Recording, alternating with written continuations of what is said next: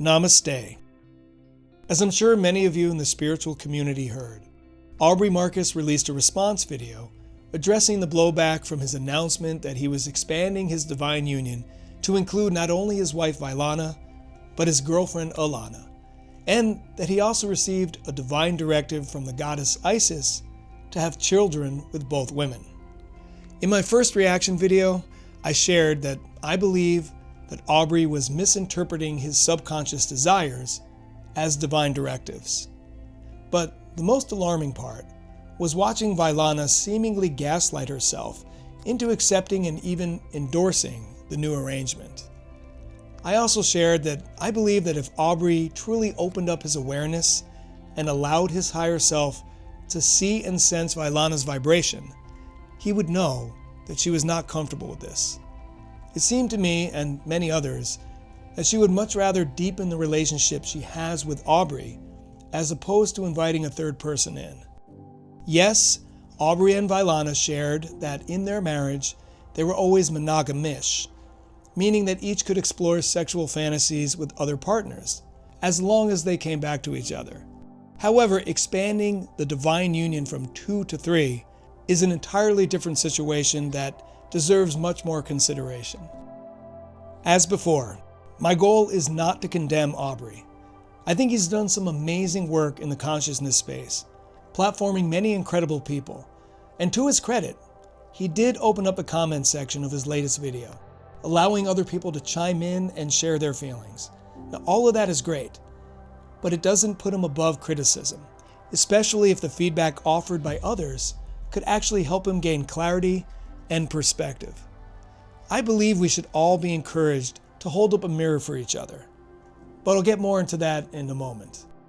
The main purpose of this video is to invite a deeper observation, one that's intuitive and discerning, because when communication becomes polished and persuasive, we owe it to ourselves to stay grounded, to notice not just what's being said, but how it's being said, and what impact it's having on our perceptions. Now, with that said, let's dive into some of the strategies I believe that Aubrey used in his response video. He opened the podcast by saying that this was the most emotionally raw and vulnerable episode he's ever done. Vulnerability is powerful. It invites compassion right out of the gate. And to be fair, if I were in his shoes, I'd probably lead with it too. But when vulnerability is used up front like that, it's emotional armor. Whether he did it consciously or not, he presented himself as a wounded human being asking for grace, which makes us more inclined to give forgiveness before we even hear the full story. Then in comes Caitlin, his ex-fiancée, to compliment and validate him. Now, she's a beautiful woman with poise and grace in spades, and she shared their backstory, how much they loved and supported each other, and how they became great friends after their relationship ended. Now, from a PR perspective, it was a wise move to bring her onto the podcast. I'm not questioning her sincerity. Her words felt genuine. But from a communication standpoint, her presence sends a powerful message. If she's not mad, why should you be? There was so much emotion in this episode. They laughed, they cried, they reminisced, but it all served a purpose: to dial the audience into their emotional states. The result is that we start to feel protective of them, even if we disagree with their choices. Then there's the way that Aubrey uses spiritual language. He says he's hurt, he's healed, he's grown, but he never actually shares exactly how people were hurt, what specific commitments he's broken, and what assumptions he allowed people to hold that were later contradicted. And what was the actual emotional impact of his choices? Yes, he acknowledged pain, but more in theory. And even if you believe he acted from a soul alignment, that doesn't erase the emotional toll on others. Explaining a decision is not the same thing as fully owning its consequences. So it's important to not just hear what was said, but to notice what wasn't said. Remember radical monogamy? That's the term that triggered this whole controversy. Well, it quietly disappeared in this podcast. Instead, he introduced a new one, radical fidelity. Aubrey said that what he meant all along was not devotion to one person, but fidelity to one's inner truth, to what's real in the moment, even if that conflicts with past promises. In his mind, he didn't betray anyone. He was just radically loyal to a higher truth. It's compelling and even poetic, but it also conveniently changes the rules after the fact. When someone introduces a fresh spiritual concept, especially during a time of controversy, it's almost always a way to redirect the conversation and retake control of the narrative. Another strategy that stood out to me was when Aubrey reframed the backlash as a symptom of society's dysfunction, rather than a response to his own actions. He positioned himself as a casualty of cancel culture.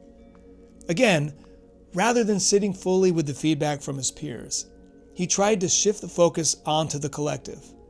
Suddenly, this wasn't a conversation about his behavior, but instead a conversation about how we, as a society, are too quick to judge. They even used the term modern-day witch hunt. And when you compare yourself to a witch being burned at the stake, you're casting yourself as a victim. It's deflection wrapped in cultural commentary. And it's clever because it elevates the conversation just enough to make you feel like criticizing him again would be petty. But what I think he fails to see is that feedback and observations are valid. Turning them into a philosophical indictment of society is a way for Aubrey to avoid looking in the mirror. We are supposed to be a mirror for each other. As philosopher Neville Goddard said, we are the universe pushed out, meaning that our inner thoughts, beliefs, and assumptions directly shapes our outer reality. Other people and circumstances are just reflecting back to us our internal state. Now, this reflection has immense value. I'll give you an example. For years, I collaborated with a talented co-producer. In the beginning, we were super in sync. We balanced each other's strengths and weaknesses to a T. However, over time, our differences started to become stark. But since it was happening slowly, I was never fully aware of it. Then one day, a friend casually asked what I was working on, and I told her that I was developing a new project with my co-producer. She took a look and pointed out several flaws and issues. Then she asked me why I never collaborated with anyone else. Why did I always assume that my co-producer would be the best person, no matter the subject? At first, I got defensive and started to make excuses for why the partnership was still very valid. But after I had a chance to reflect, I started to consider that she might actually be right, that our working dynamic might have gone stale. So eventually I reached out to other people and found an incredible new collaborator. That upgrade would not have happened if my friend didn't hold up a mirror and ask some tough questions. I believe we're all meant to be mirrors for each other and offer our perspectives, or at least ask questions that could lead to revelations. I hope that Aubrey sees these reaction videos as opportunities for growth and not as attacks. So one last thing about his PR strategy. He's a master of language and storytelling. There's no denying that. Being able to shape narratives and build resonance is a real skill, especially in the consciousness space where the line between inspiration and persuasion can be razor thin. When someone has a large platform and knows how to speak in a poetic way, it can be easy to get swept up in how something feels rather than stopping to ask, what's actually being said here? And I don't think that this is just about Aubrey. This is something that we all need more awareness on. Because the better someone gets at shaping a message, the easier it becomes to start mistaking perception for truth. You start to believe your own hype, and it's something that we all have done at one point or another. The more influence someone gets, the harder it becomes to offer them your perspective. Not because they stop caring about your thoughts and feelings, but because the power dynamic makes it harder to speak freely. As someone becomes more successful, they can start believing that their success means that they're right about everything. Before you know it, they're surrounded by yes men, people who always agree with them no matter what. That's when growth truly stalls. Evolution doesn't come from constant affirmation. It comes from friction, from being called out with love, and from hearing what you don't always want to hear. Aubrey talks a lot about awakening and truth. But the question is, can he still recognize truth when it comes from someone who disagrees with him? Or will he immediately start to feel attacked? Now, I do want to ask one question about polyamory. And this isn't a dig, it's just my curiosity. I'd love to know what you think. Is true balance possible in a throuple? Because even in a pair, staying emotionally, spiritually, and energetically attuned can be a challenge. So what happens when you add a third person to the mix? Especially if one person holds more power than the others. Is it really three equals? Or is it one person at the center with the other two constantly adapting? And if it's truly balanced, then the two women in this relationship should also have deep emotional intimacy with each other, right? Does Vailana and Alana have that bond? Or is it still Aubrey who's the focus of all the energy? And with Alana being younger, how much space does she have to speak up and influence the dynamic? Again, I'm not judging, I'm just wondering, are we witnessing balance? Last thing, if this pattern of throupling or monogamous behavior keeps repeating, maybe the question isn't what's next, it's why again? Why do you keep pulling a third person in? What are you avoiding? What are you not seeing? Now, in my opinion, if Aubrey addressed his impulses head on and looked at his behavior not as a brand, not as a teacher or a podcaster, but as a humble human being, he would discover genuine new truths about himself, which would benefit him as well as all of the women in his life. Regarding plant medicine, I thought it was interesting that Aubrey said he's been doing ayahuasca since he was 18, which apparently Caitlin didn't know.